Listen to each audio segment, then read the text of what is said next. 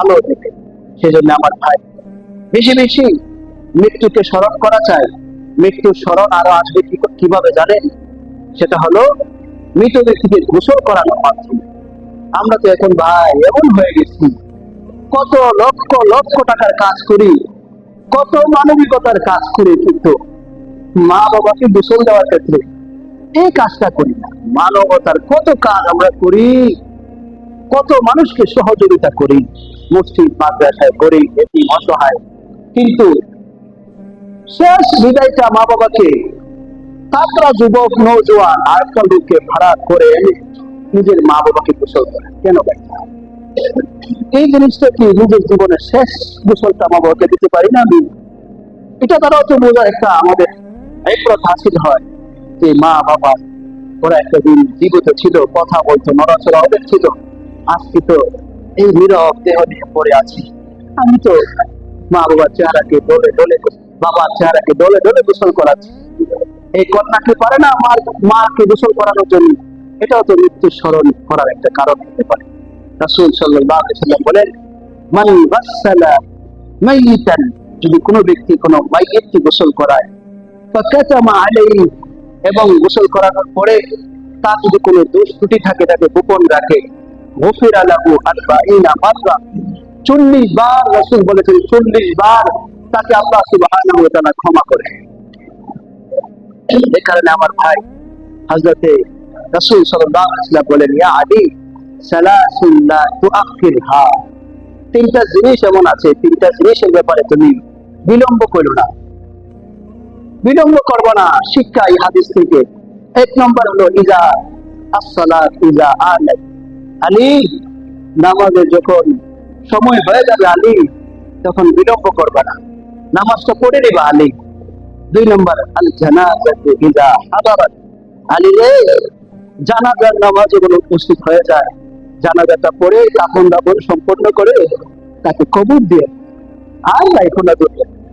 শিক্ষা আমাদের আল জানাজাতু ইজা হাদারাত রাখতে চায় না, রাসূল বলেছেন আর রাখো না, কিন্তু আমরা থাকতে চাই।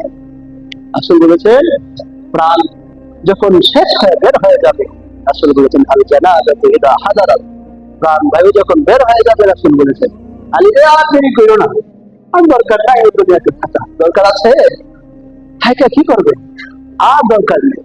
আল জানাজাতু ইজা হাদারাত ওয়াল আইয়িবু ইজা ওয়াজাদাত লাহা তুফআল, আলী কোন উপযুক্ত পাত্রীর যখন কোন পাত্রের ব্যবস্থা হয় যায়, তাকে খুব দ্রুত পাত্রের কাছে পৌঁছে দাও, বিবাহ দিয়ে দাও। সম্মানিত ভাইরা আমার, আল্লাহ সুবহানাহু ওয়া তাআলা বলেন, কুল্লু নাফসিন যায়িকাতুল মাউত, প্রত্যেকটা মানুষকে মৃত্যু স্বাদ গ্রহণ করতে হবে। ছোট আয়াতের একটি অংশ, কিন্তু বিশাল ভারী ভাই, বিশাল ভারী একটা জিনিস, বিশাল ভারী। যার ইবরত উপদেশ গ্রহণ করার যার ইচ্ছা থাকে সেই বুঝতে পারে। কুল্লু নাফসিন যায়িকাতুল মাউত, ভয়ঙ্কর, খুব ভয়ঙ্কর কথা রে। কুল্লু নাফসিন যায়িকাতুল মাউত, প্রত্যেকটা প্রাণীকে মৃত্যু স্বাদ গ্রহণ করতে হবে। ওয়া ইন্নামা তুওয়াফাউনা উজুরাকুম ইয়াওমাল কিয়ামাহ, তোমাদের সকলকে কিয়ামতের দিন পূর্ণ প্রতিদান দেওয়া হবে। ভালো কাজ করলে তো ভালোটা দেওয়া হবে, খারাপ কাজ করলে তো খারাপটা দেওয়া হবে।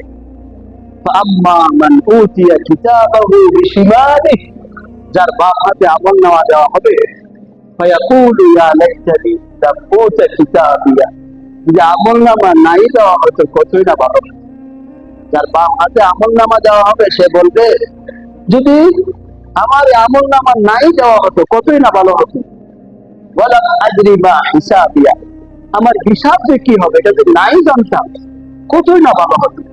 দুনিয়ার জীবনে এমন হয়, যখন মানুষটা ধরা পড়ে যায়, জনসম্মুখে ধরা পড়ে যায়, তখন একজন আরেকজনকে দোষারোপ করতে থাকে আর বলে, ইস এই কাজটা যদি নাই করতাম কতই না ভালো হতো, এই কাজটা যদি নাই করতাম কতই না ভালো হতো। আজকে সবার সঙ্গে বেইজ্জতি হতে হচ্ছে। তখনকার সময় এই ইস ইস করতে করতে আর কোনো ফায়দা হবে না।